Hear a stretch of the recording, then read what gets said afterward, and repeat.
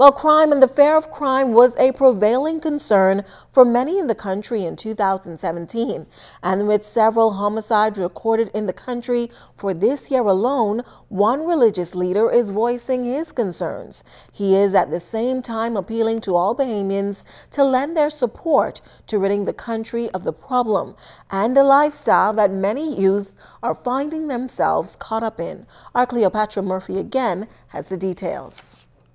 Calling the level of crime in the country unacceptable after 2017 ended with 123 murders, and already for the year the country has recorded 3 murders, all in Grand Bahama, Rector of St. Gregory's Anglican Church, Canon Sebastian Campbell, charged that political leaders must first be honest in their approach to its elimination.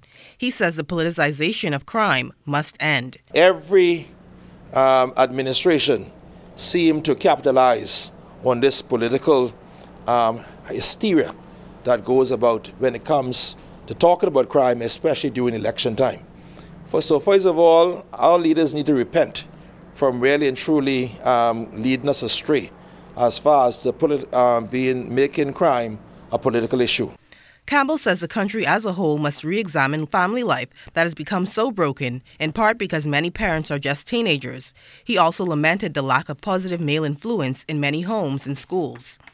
Campbell says all stakeholders must come together to save the country's youth, suggesting the Church and Ministry of Education can start a paradigm shift to address the lack of men in the classroom. Use our males to volunteer, if only a volunteer system, to do national service, to go and take one class a week, commit to one class a week in our schools, in order that we can have that male element in our school, in order that our children can rally around what it means when they see a real man, a committed person within the school system. Campbell says the church can play a pivotal role in combating the increasing crime culture that seems to be prevailing in the Bahamas by working with government, reaching out to men, and soliciting them to provide guidance to youth. He says organizations like Boys Brigade and Girls Brigade played a key role in the past but have declined. When these groups were at a premium, crime was low, all right?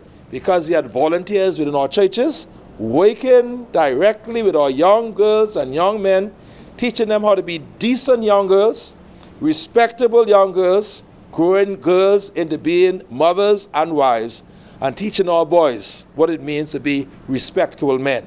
The clergyman says youth are joining gangs and adopting a life of crime because they are looking for love and role models. He says the country's crime problem did not develop to where it is overnight, and it will not be a quick fix now, but it will require stakeholders reaching out to youth in meaningful ways to effectively combat crime. Cleopatra Murphy, ZNS Network News.